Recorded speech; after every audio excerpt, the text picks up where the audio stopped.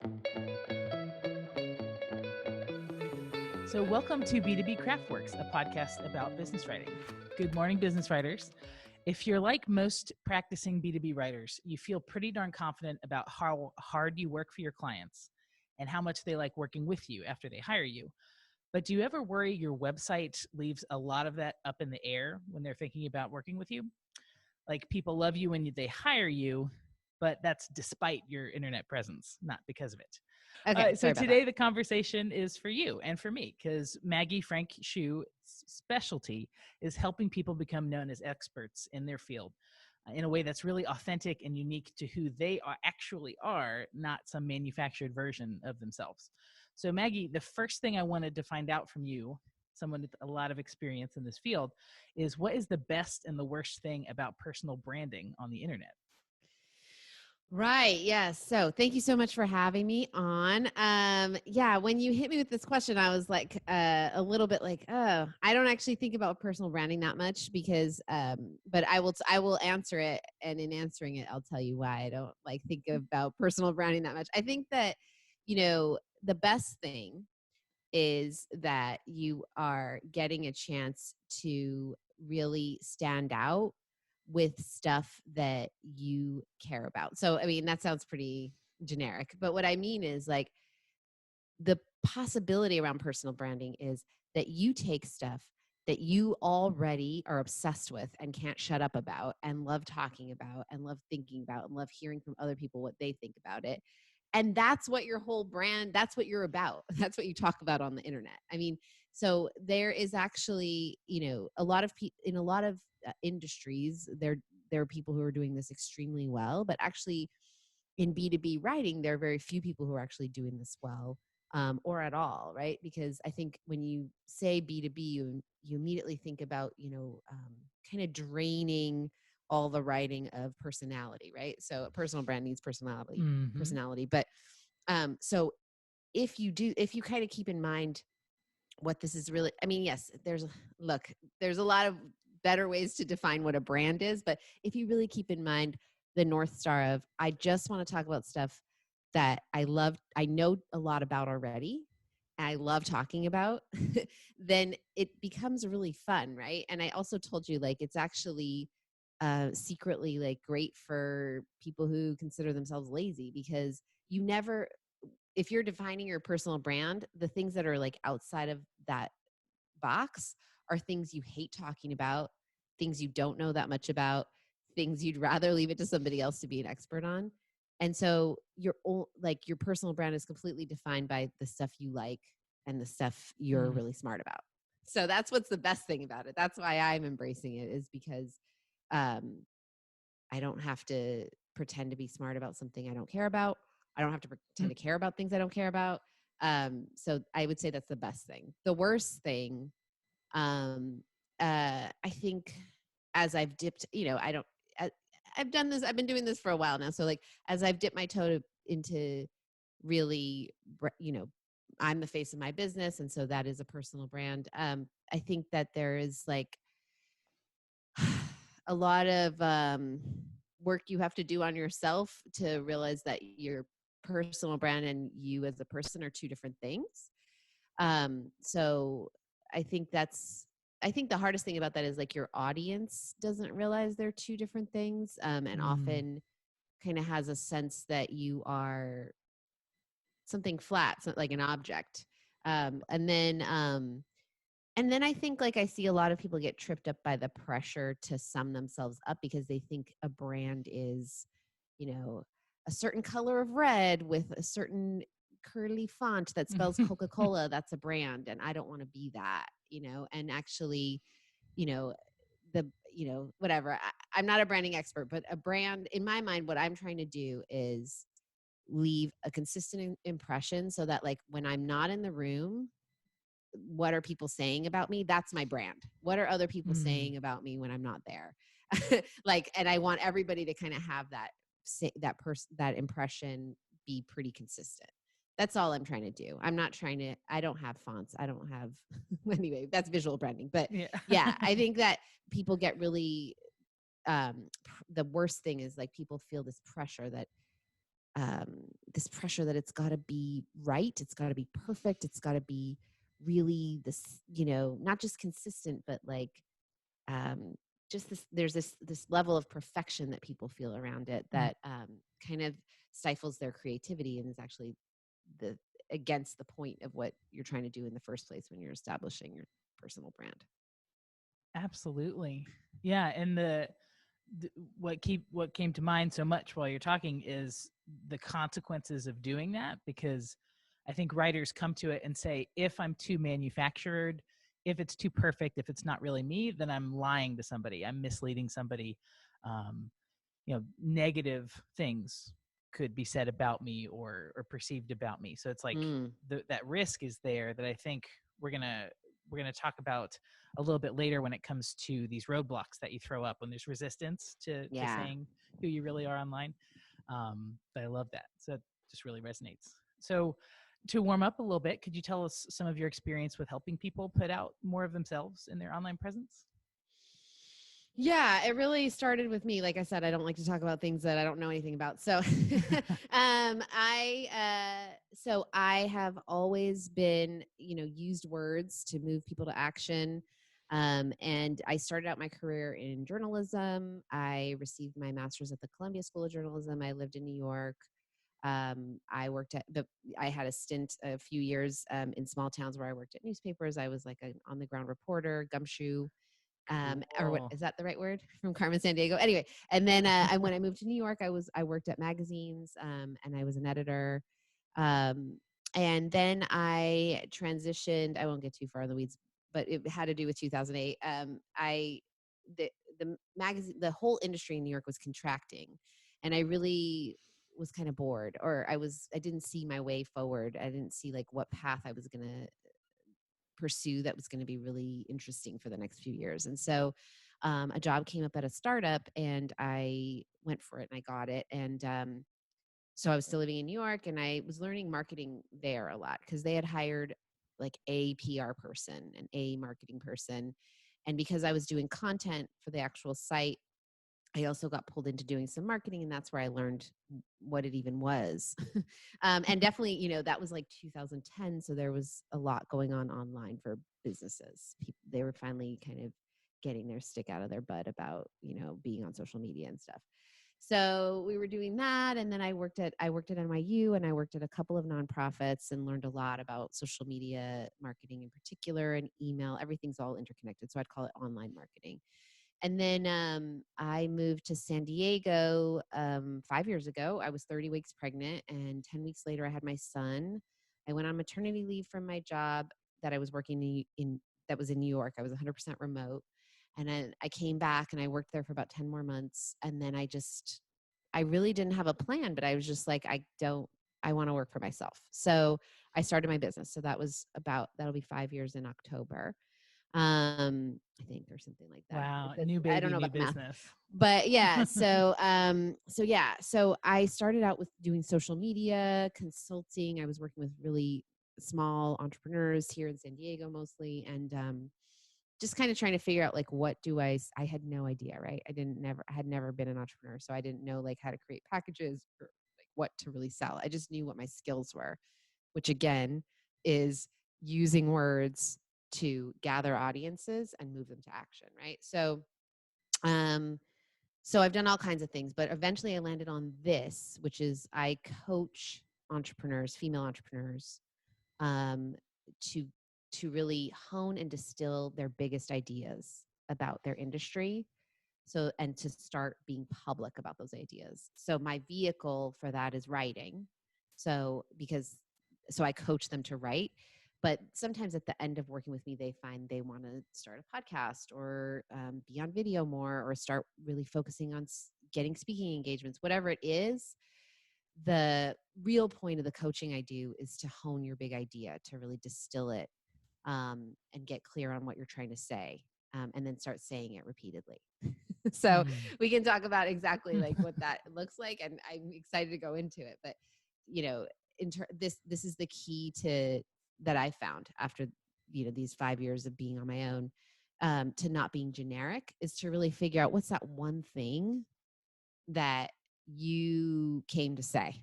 about your industry and then just say that it'll evolve. It's not, I can talk about what I mean by one thing. It's sort of like an umbrella, and underneath it are all kinds of different ways you can come at talking about that one thing. Um, but that's, you can have that real impact when you really know, like, what is pissing me off about this that I want to talk about, or, anyway, we can get into my methods, but Yeah. that's what I do. Okay, perfect. So that's so interesting, especially thinking about it from a writer's perspective of, sometimes you're so busy just trying to write and keep up, your client work and everything, that you really don't stop to think about what you're putting out there into the world, like what ideas that what your big idea is or even could be. So Yeah. I'm really interested to hear, how Oh, you yes. start that process. Yeah. Do you want to know? So usually, do you want me to answer that, or do you want to ask me like more specific questions? Because I will say, let me just say that one thing, what you said about like, you're so busy with client work. That's exactly the tension that a lot of my clients face, is that and actually distilling the idea or clarifying it, whatever kind of verb you want to use, helps you prioritize getting it out there. Because when you know what that idea is, you start being like, yeah, this is it. This is the meat. This is what I'm here for. Like, beyond, obviously we all need to make money. We need to pay our bills. But if you want, if you really want that, your business to grow, if you really want to have some development over the years, right? You're not going to get promoted. You work for yourself. Like, you might, Right. some people will go and build an agency. They feel the next step is to hire on employees. But for those of us that don't feel that way, there still can be this development, but you have to be the one that turns that engine on. And just to give it like more, to make it less theoretical and more concrete, like, my idea is, it's in my bio, I guess. So it's like, I am helping female entrepreneurs who want to go from invisible to high profile expert, because when women and femmes believe our ideas deserve attention, we are fighting back against patriarchy. So ultimately, everything I write about has to do with using your voice. And when all of us women and femmes do that, there are actual real ways that chips away against and destroys the patriarchal system that we live under now. So that's like that's my big idea, right? So I mean, that's what I'm talking about in all kinds of different ways, but it really moves me forward beyond. Obviously, I do a lot of client work, and that's what, it's not what pays my bills Right. now, but it's kind of this bigger thing that I'm going forward toward. Yeah. Yeah, I love that. And I can see, like you said, that gives you more passion to actually make time for it or to change what you're doing to make room for Right. it. Because if you're Yes. just gonna, like, one of my questions at the end was, how do you move forward? You don't just schedule a half hour in the morning and say, lead with thoughts. Like, that's not going to get you anywhere. But Right. the way you said that, you can see just in your body language, you got fired up and really interested. And that's going to Right. be a good way to spend an hour of your workday. Right. Right. Yeah. Yeah. And fitting it in and all that, it's, especially now, we can talk about COVID-19, but um, the reason I said what it was is because for me, I have two little kids, like I mentioned earlier, I have kids and all that, and everything is upended, right? And I still write and I still publish, because I know, like, this thing is really important to me. It's been, anyway, and I'll get into it. Also, like, brings the right people to you, and so it's a kind of a natural lead generation thing, but we could talk about all the benefits. But yeah, Yeah. I think when you know what the idea is, you get really excited about it, and that's kind of why I don't go back and just get a job when Right. times are like, when it's really tough, or like when all my leads are dried up or whatever. Yeah. So perfect. So when we look at, those 3 steps that you've outlined, why don't we walk through those? And I think I did just want to mention, this really, I think, lends itself to a freelance area where you're working for yourself and building your own profile. But I think there's room here for in-house people to work on their co-working presence. So becoming a leader inside an organization as well. So that's worth keeping in mind, even though a lot of the examples that we're going to use are, for running your own business. So Yeah, when it, I wanted to say something about that sure. before we launch into the 3 things. Is like, um, one thing that I always see silver linings. It's a very irritating thing about me, but like, one thing about COVID-19 and that I notice with my fellow human beings who work, who work inside of companies is there's finally this recognition that people are people beyond, Mm. how they are in the office or the time that they show up in the office. It's sort of weird because for the past, ever since email was a thing, so the past, like, I don't know, ever since I've been in the workplace, like you would work at home at night, right? Like, especially before I had kids, right? You would check your email, you would answer things, and you'd see people sending you emails at 3 o'clock in the morning. Everybody's had that crazy boss. And like, Right. so there was kind of that going on. But now there's this, like, because we're all forced to just not be in the office. Everybody kind of has this weird, I don't know, there's weird thing happening where it's like, oh, you're a person, like you think about things and you're, like you know you care about this work beyond, and not some people are just going to work for the paycheck, but a lot of people, but some people are like thinking about, they're in that industry for a reason and they have ideas about it. And I think that there is a softening or like some cracks there for Hmm. like people who are working in a corporate job to really like be a leader because of the ideas they have around their work. And something about COVID and allowing you to show that, your job is not location specific and all this kind of stuff, and that you have kids and you have a dog and you have a place you live and you have a multicolored wall or whatever, it just like brings in like this person, your personhood is like more recognized. So anyway, just wanted to point that Yeah. out. Yeah. And we're like forced to see that that can work instead of pretending. So Yeah. Yeah. Yeah. I totally agree. And if anything, it's made me, I think either on just social media somewhere or maybe in one of the groups I'm in, somebody was talking about how, like, because they live with anxiety and postpartum depression and all these things that were making life really hard, if anything, it feels like COVID has made the world catch up to the way they Yeah. live like all the time. So Mm-hmm. they almost feel like they're ahead of the curve and kind of welcoming people into this stressful world. And that's definitely a sense I've had with my clients who are panicking and working from home and don't have an office. They might be at a dining table in the living room. Mm-hmm. And I feel confident I can come in and be like, it's okay. Mm-hmm. This is how we work on this side. Yeah. Like, welcome. Yeah. Welcome to the den. So funny. So yeah, I totally agree that just that That's idea of awesome. softening is beautiful. Yeah. Yeah.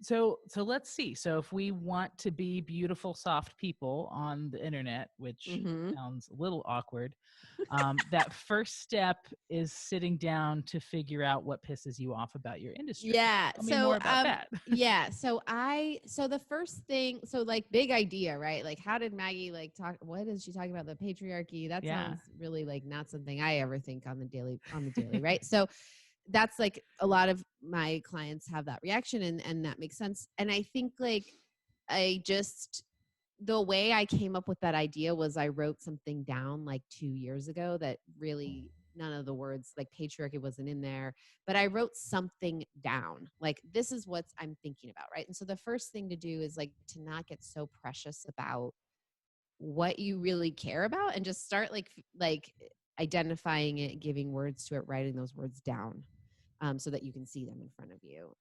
Because because I don't know, it's interesting being a coach around big ideas is like, the very sort of mention of like, well, what's your biggest idea about your industry? It's like everyone clams up, right? So you need to let it out. So how do you let it out, right? Because that's not good enough, right? Like, if I just like point a gun to your head, I'm like, right, you'll write Like, something, what's but your like, how idea? do you figure it out, right? So I think this is inspired by Mike Kim, who is a personal branding expert. But he said something like, ask yourself questions like, what pisses you off about your industry right now? What breaks your heart is what he says. So what breaks your heart? Mm. And what I say is what you want to fix. Like, when I worked in nonprofits, there were things that I would just be like, God, if you guys would just do this and this, or like, like I can think of specific examples, like, oh God, anyway, I won't get into it, but that I would just be like, why are you doing it that way? Like, there's a cheaper, easier, more efficient way. Just think about those things. Those don't sound like big ideas, that sound like griping, but there's actually a very real reason. Like, if you're the type of person that wishes things could be better, like, that's what you're actually doing. You're not griping. You're not just venting. You have like the things that come out of that are like, well, how would you do it? Right. And that's where you need to that's where you need to be brave and put in work. Or so, well, what would I do instead? Right. But if I were in charge, but what's cool about this whole thing, if you can lean into it, is it is just about daydreaming. Like, well, what would it be like if I were in charge of this place I work at, or if you work at a place, or if I didn't have to worry about like this XYZ little, XYZ detail that's like, it's usually related to like, I got to pay my bills. So, right. So let's say like your bills were paid. What are the other things that you would really start, chipping away at? And I think that what pisses you off, what breaks your heart, what would you like to fix kind of things, they start getting you thinking. Or, for some people, a good question is something like, what's going on what does your industry do really well? Like, what's going really well for you guys? Like, let's say you're like doing something that has a great impact in a small place, or has some positive environmental impact or something, but your industry is really good at this and like nobody knows about it. Or like, it's like not enough people appreciate it, about your industry. I think like that's an interesting question, because it doesn't always have to be like negative, like what's wrong with the world? What are you doing wrong? What are the other people doing wrong that you could fix? It could also just be like, look, like actually over here in, because there's lots of innovative things going on for people. Like over here in, technology land, I don't know anything about technology. We're doing this really awesome thing. And like, it's just not catching on.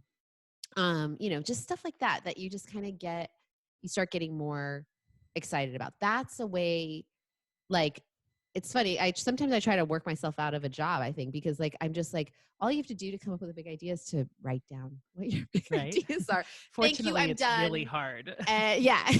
So that would be step one, is to, I, in my notes to you, I called it gumption. Just, the gumption to sit down it really doesn't have to take that long, but it can take a long time if you allow yourself to daydream. It's like, what do I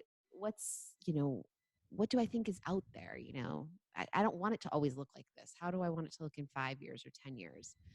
So that's part one. Well, what really jumps out is this phrase chipping away that you keep bringing up, because I think to be successful in this industry, you're very good at what you do, but you want to be good right away. So you want to sit down and the idea is there and you've put it down and it's done. That's great. But more often than not, you're going to sit there and not come up with anything and be frustrated and not even know what you yourself think about this thing you've been writing about for years. So the idea that you might have to come back to that a couple times and go for a walk and ask these different questions about different clients, embracing it as a process, like that seems like something I should do that I don't want to. That's a really good point. Just embracing it as a process, for me, it's always like it happens almost every time I sit down to write, and I write some stuff and I'm like, this is all right.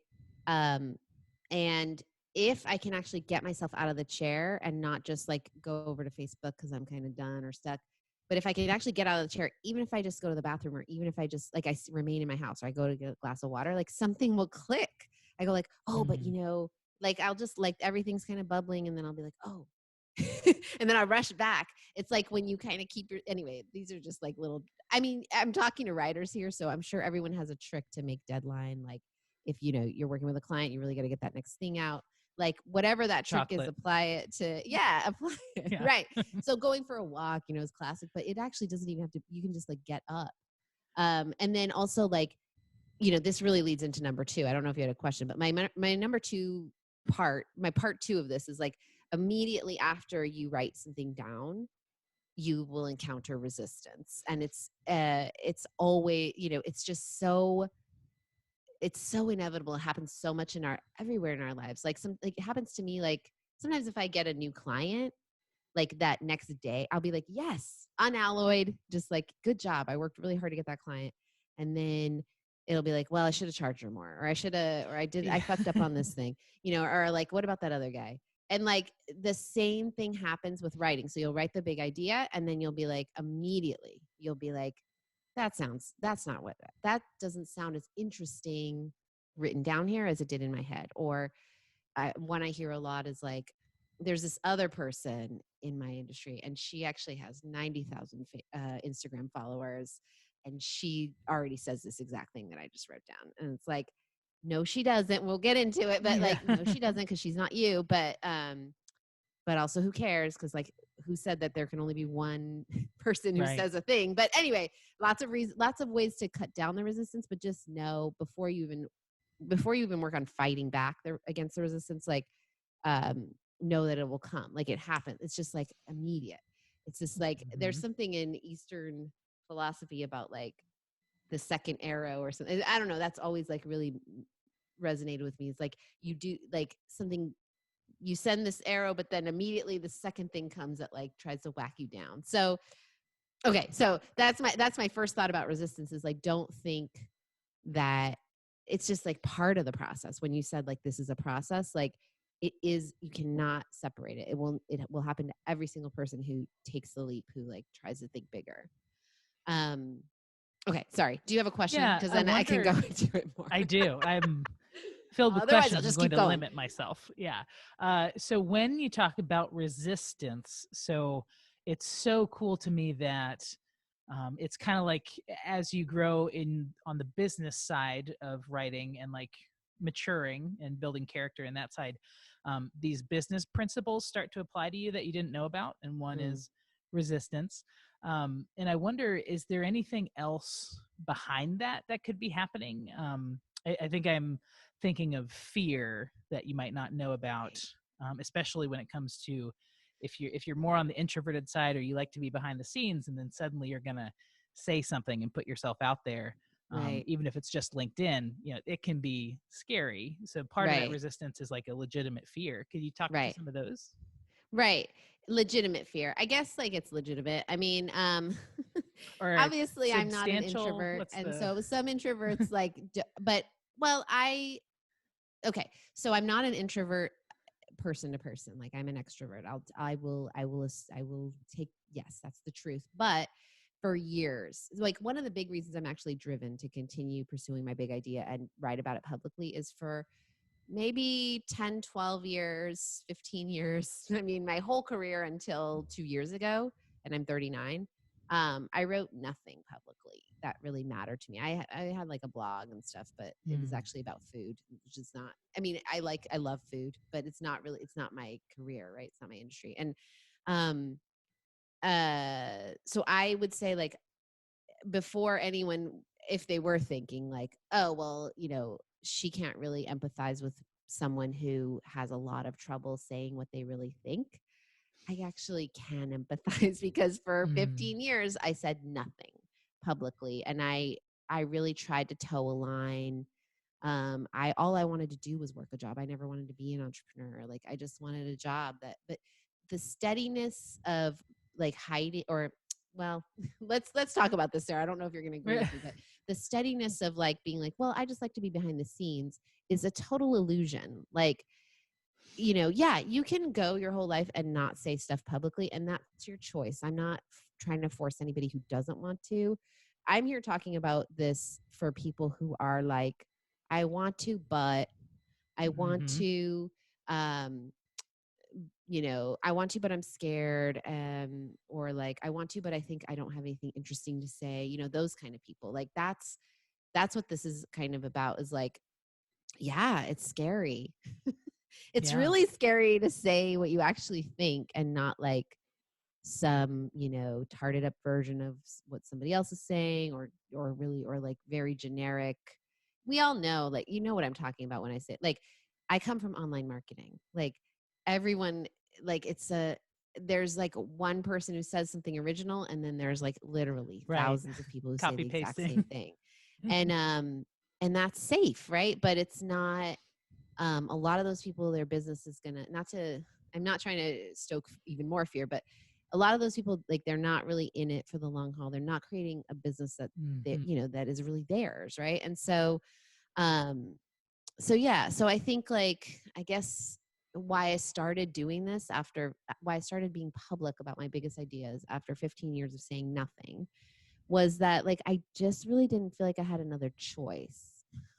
Like, I mean, like, what am I, like, when I think about, like, what am I going to do 10 years from now? Like, I don't, like, there is no, like, safe option. Like, I could go work in the marketing and PR department of a big corporation. And then I could I'm ambitious, so I could become like the director of marketing or something. There's nothing wrong with that. It's just not like the top. That's not what I want the pinnacle of my career to be. I don't know if I'm Mm. getting too off in the weeds from your question, because you Yeah. asked, obviously, yes, it's going to be scary to put your big ideas out there. At first, it's always scary, actually. But yeah, there's no the reason I'm doing it now is there's just no not scary. There's no Mm-hmm. I just and I'll tell you, really, when this hit me was years ago. It still took me years to then write anything. But when I was working at, well, I won't say where, but I was working at a place, a nonprofit in New York, and it was a big place, and the director of marketing there, I was just like, dang, she was like, it's not an accident that marketing and PR are so dominated by females, because there is no, for very few women from that side, is there a door to CEO, or to Mm. the boss of the actual place, right? So we're all kind of in this, you know, ghetto, right? I don't want that, right? So that just didn't, I really had a light bulb of this is not a secure job. It just, yes, it's a paycheck, but this is not it's not secure, because I'm not securely, Going somewhere. Yeah. yeah. So that's, I always, obviously, I think big picture when people ask me things like, well, what do I do though that day when I'm writing something and I'm afraid to hit publish? Is those are the thoughts that push me to publish anyway. But I would say, really practical stuff. I didn't start by, I told you I didn't start with this idea. I started with a lot of my gripes about motherhood, actually, and how motherhood was hampering my career, and how it's not PC. Well, it's PC, but it's not, thought to be super appropriate for a mother of an infant to say something like, my kid is holding me back and I resent him, and just things like that. And I was like, whoa, people talk about this, mothers talk about this, but there's too much shame around this. And I want to start saying things. And I didn't start doing it. I didn't have an audience anyway. So that was one thing that took the fear right away, is almost no one's going to see this.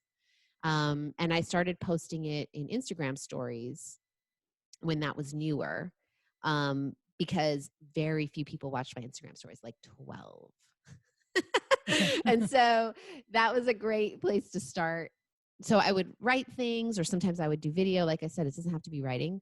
And the ideas would get honed in there, and then more people started watching them, and then it grew. So I think a theme that's coming up as I'm yammering is,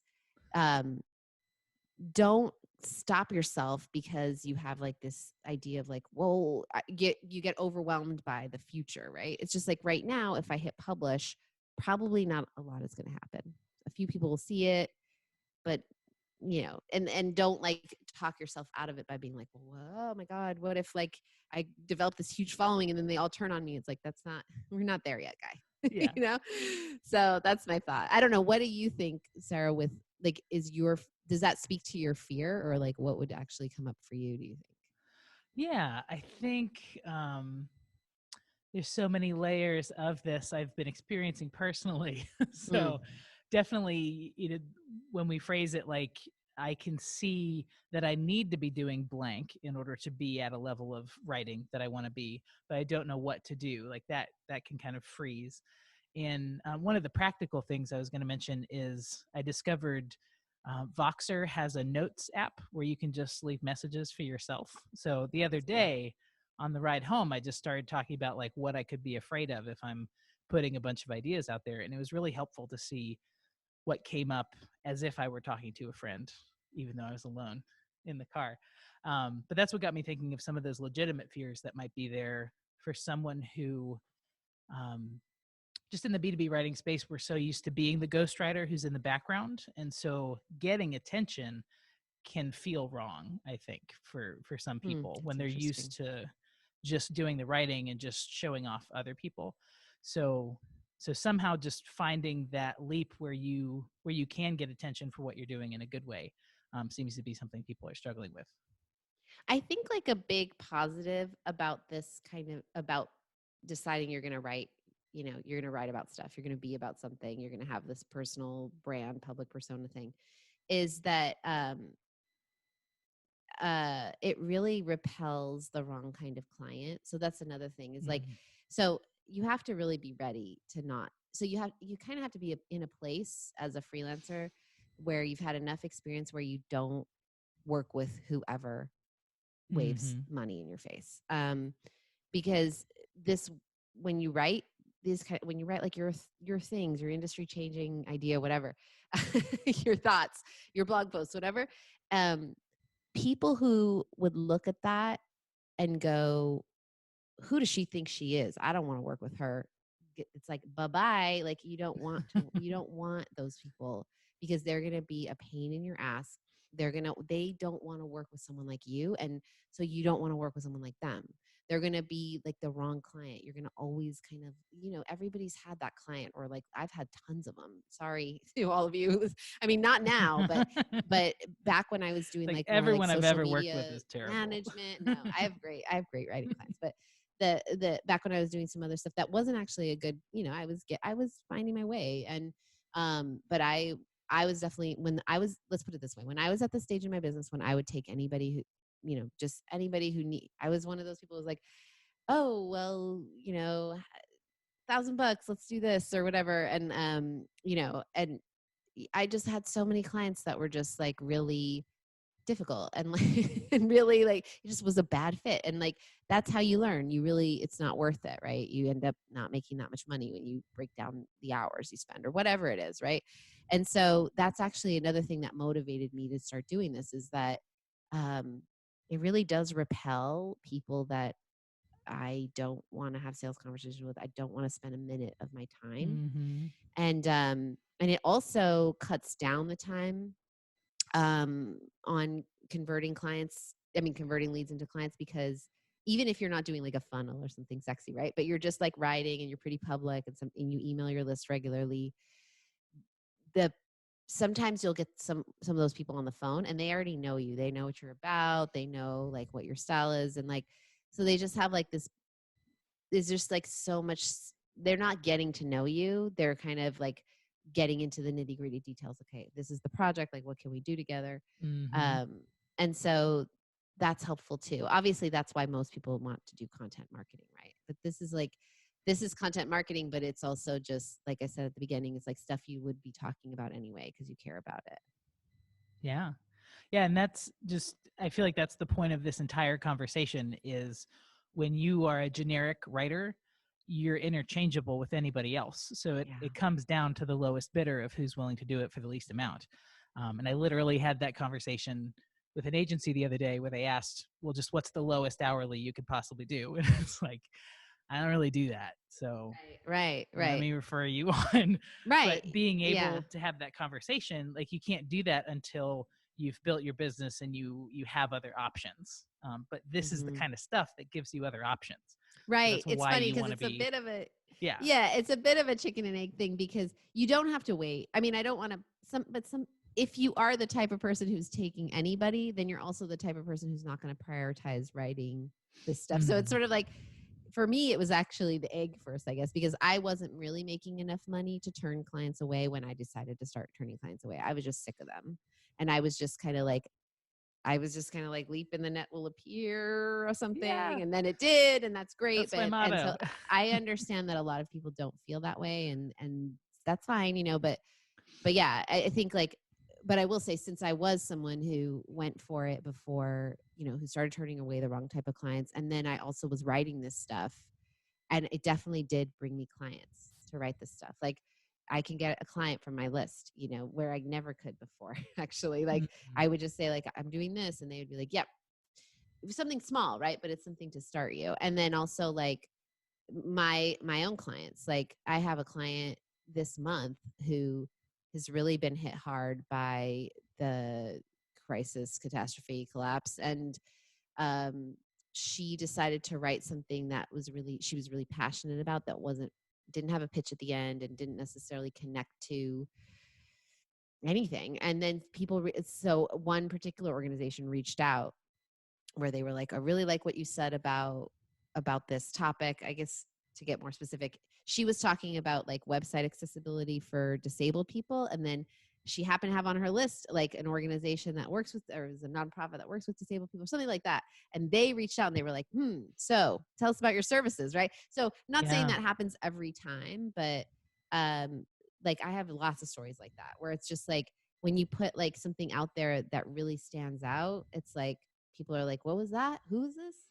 Who's this person? What is this? What is, and they're just start like they lean in, right? And that's what you need when you're doing lead generation, right? And whatever ways you do it, like Mm-hmm. you really need people to start leaning in, and they won't lean in if you're not saying anything. Right.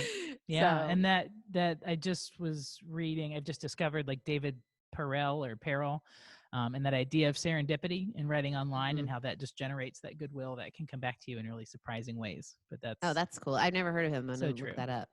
Yeah, it's fascinating. And the idea of a second brain, anyway, knowledge Okay, I workers, have to look that Google up. I that gotta write right that away. down. Okay, yeah, I will But look that up. there was a second piece of this I want to talk about before we look at that third step.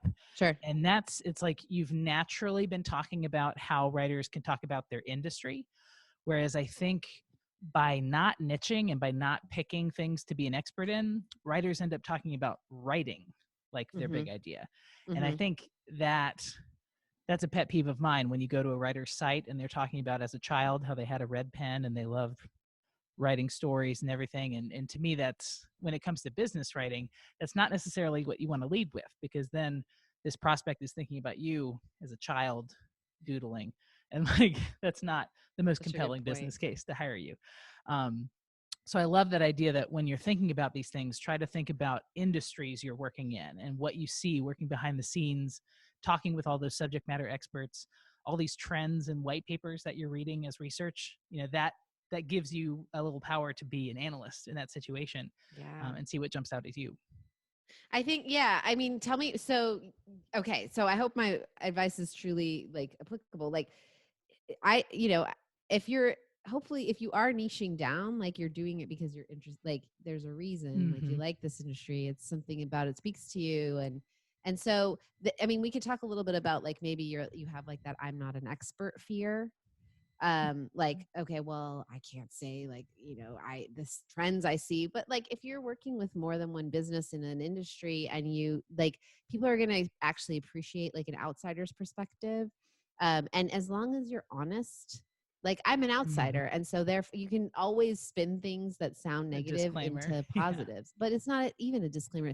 Like, I'm an outsider. I bet you guys don't talk to a lot of people who don't like, Mm. think about water preservation all day or whatever, and I think about it all day, but from this other perspective, I think that can actually be an asset.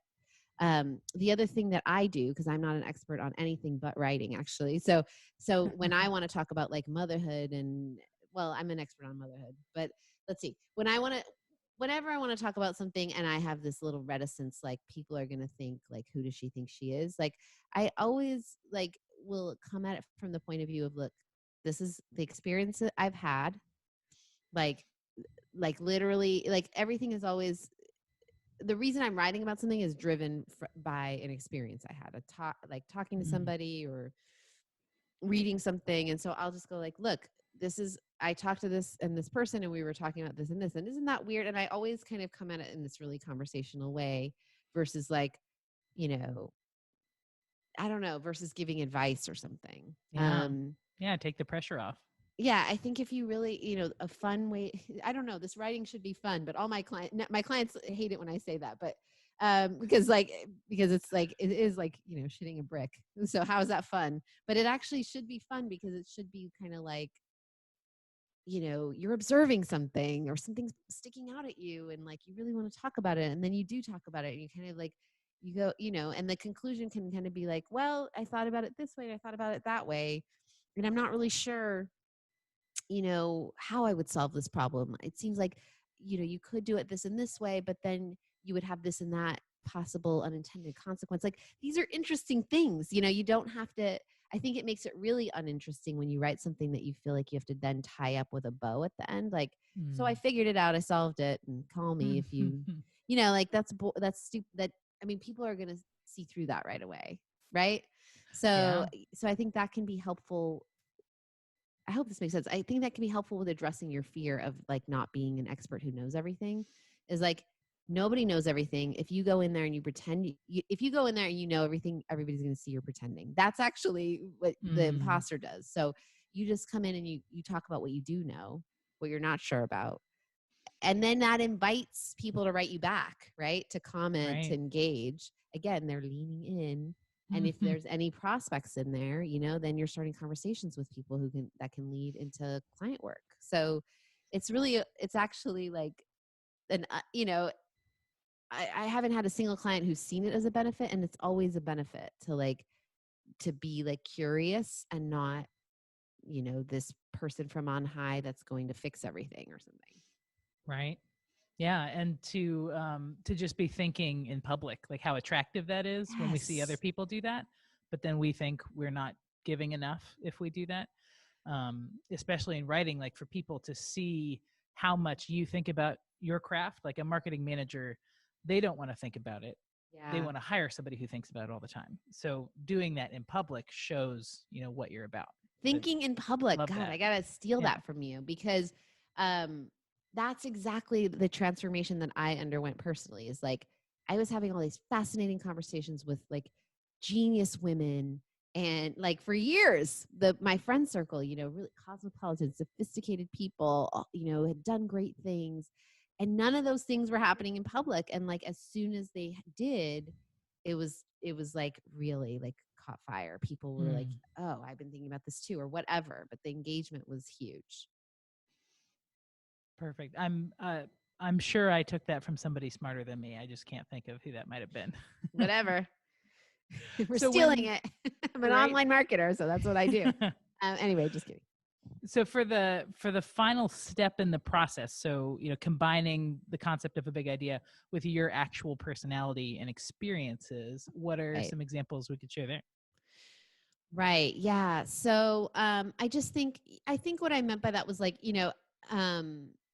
kind of what I just covered. So like instead of really setting yourself up as like this authority, right? Because I bet like, I don't really know. Correct me if I'm wrong. Here, I'm doing it. I'm showing you in action.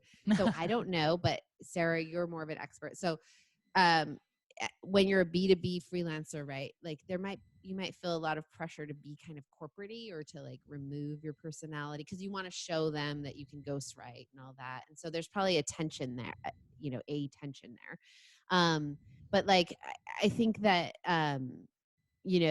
bringing your personality in. So your big, so you can't really have the big idea without your personality, right? That's what I meant earlier too, when I said like, you might write your big idea down and then you'll think like, oh, this much more prominent person already talks about this stuff.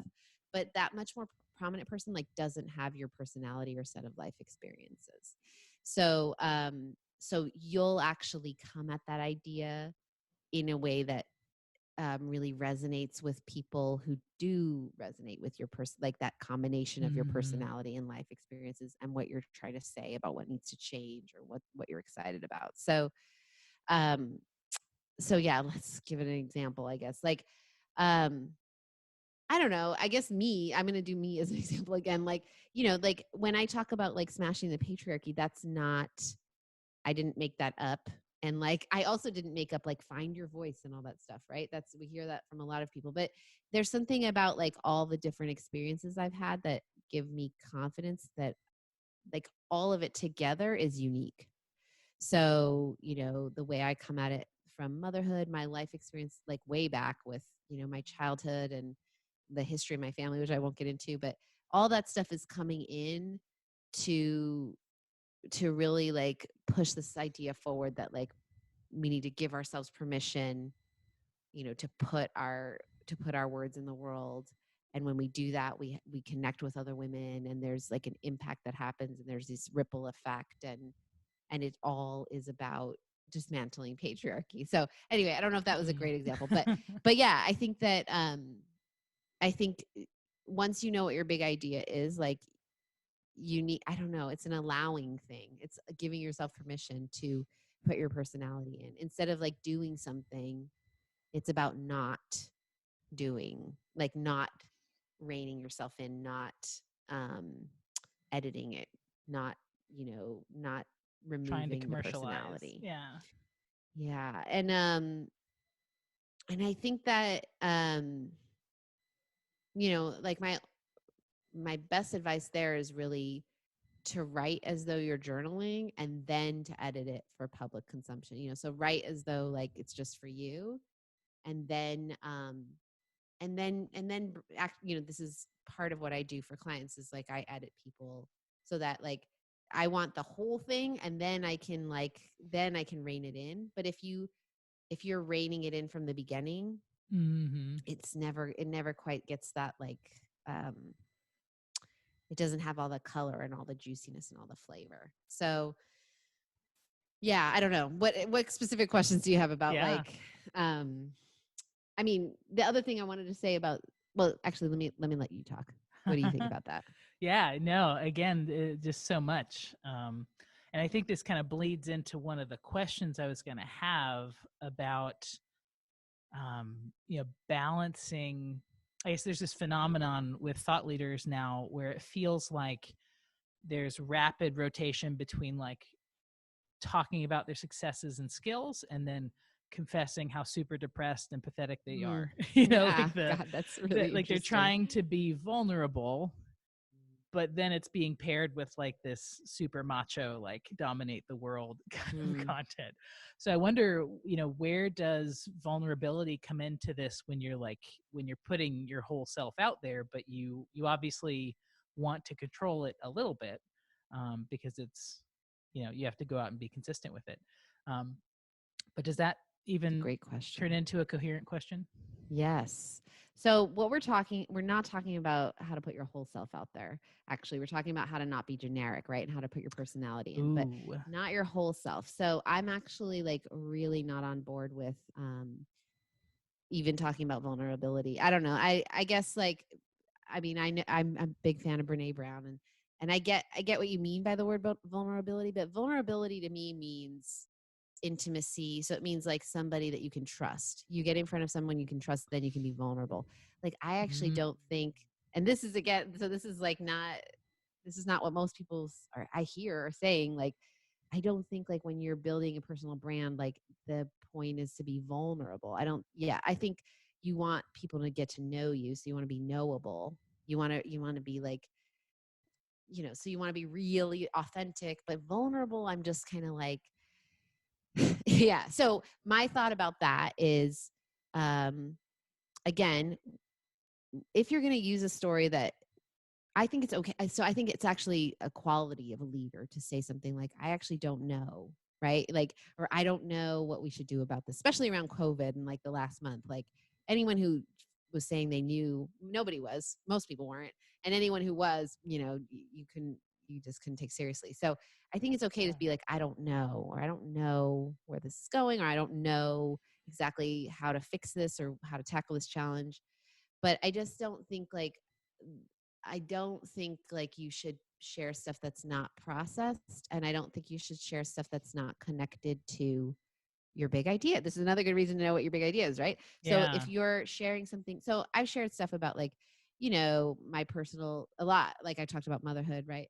But I always talk about things that reach back to like how I felt erased by motherhood. And I felt like as a person, as a human, I was erased and I was turned into this other thing called mother, and like really big kind of thorny things. But I never would do something like in the mom space. Like what's very common is to like get on Instagram and start crying, like in the video, right. or like take a picture of yourself crying and write like a long journey. Not that that's fun. I'm not laughing at that. I'm laughing with that. It is funny. I'm laughing at it. I mean, because it's just sort of like, to me, that, and I see it all the time, and I've had a couple friends who've done it, and I think like it probably feels personally cathartic, but it's not. That's not getting at your big idea and setting yourself apart. And so yeah, you talked about thought leaders. I would say that's a little different, but yeah, thought leaders who are going kind of like, who are doing that vulnerability, like there is something really, that's not what I would recommend.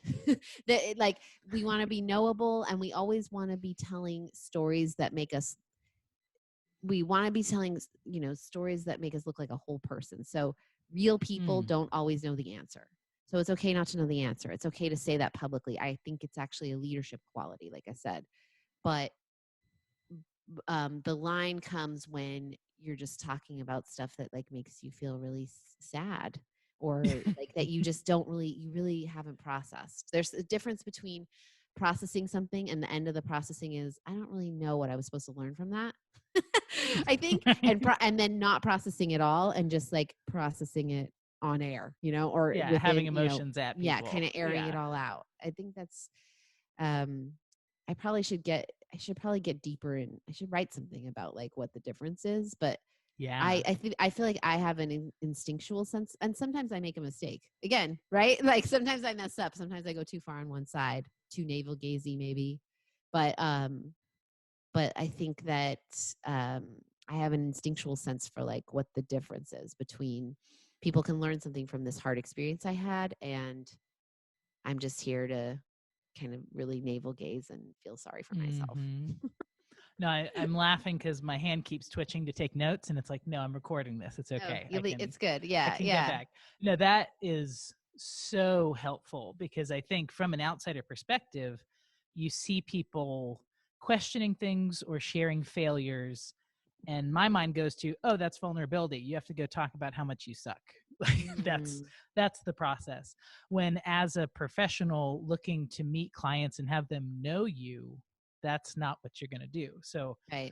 when I think of like, as a B2B writer, I'm going on LinkedIn and I'm going to share a story. The story I don't want to share is, I was terrified when I got this client. I did a bunch of research and then it was fine.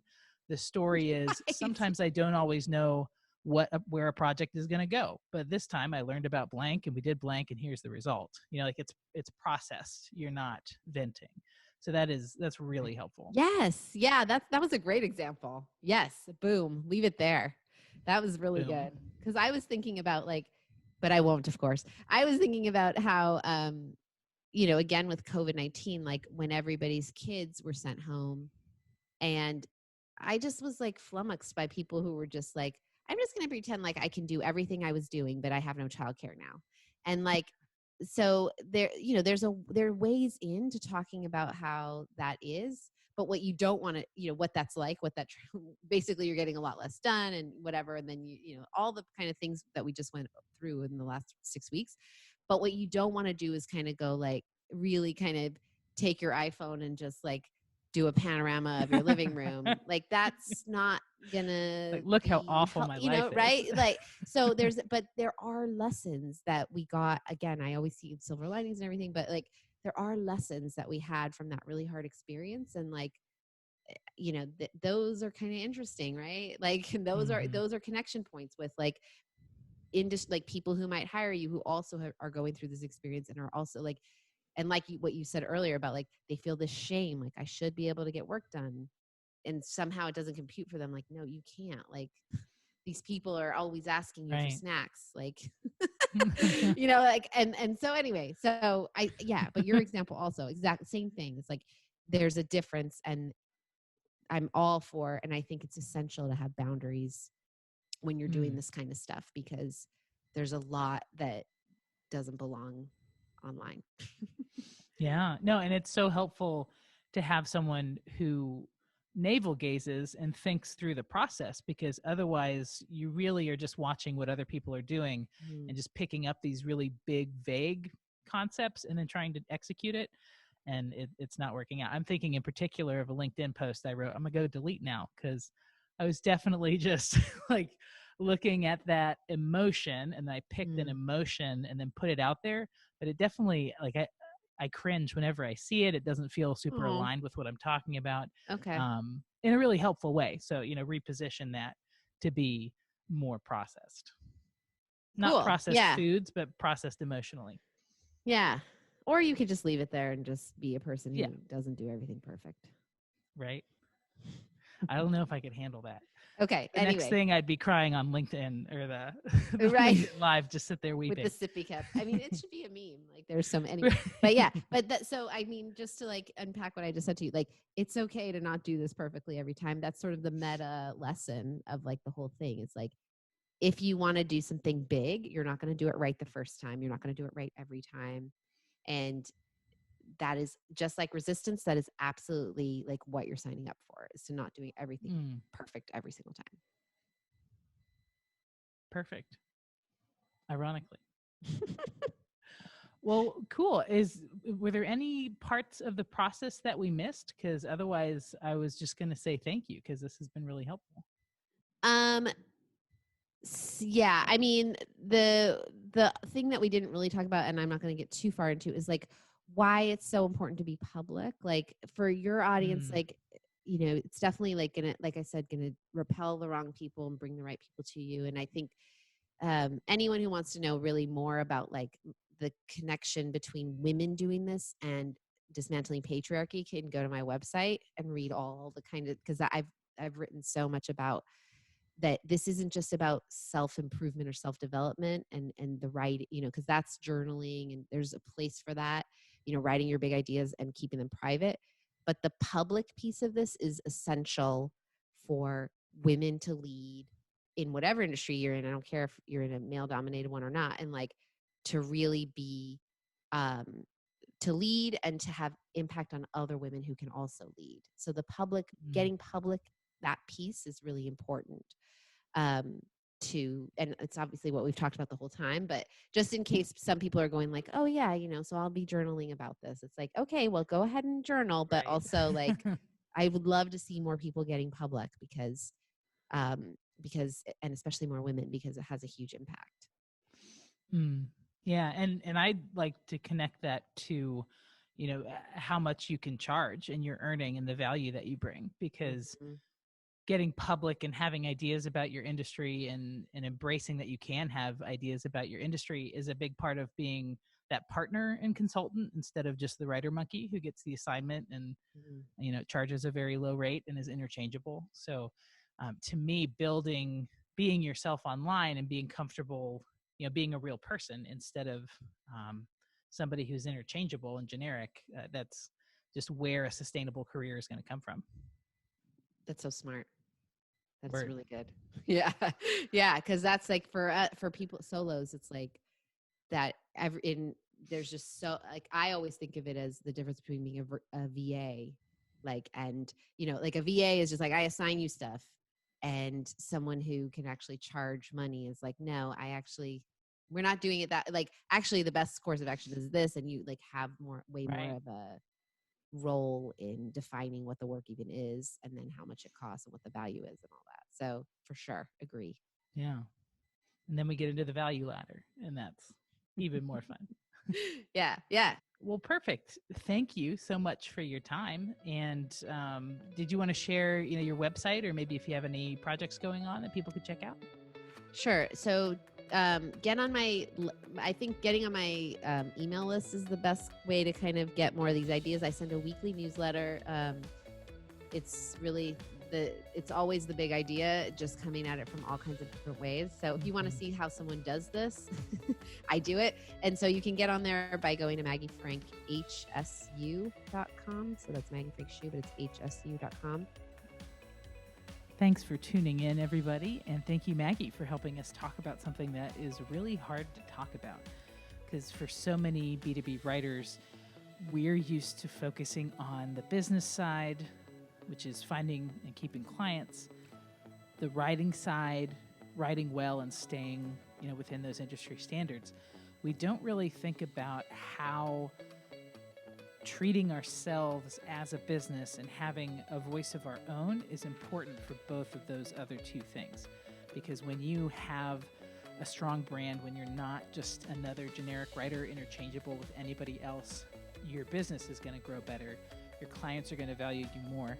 You're going to have better relationships with those clients. They'll refer you to other people because you're just known, and you're better at what you do the more people know you. So thank you for tuning in. We have continued to have exciting things go on with the B2B Writing Institute, mainly that Friday update where we're featuring different resources you can use as you write your B2B projects, different B2B writers who can show you maybe what a different niche looks like, or what a different audience type looks like And they're also speaking about what they think makes for a good B2B writer, which is always really insightful.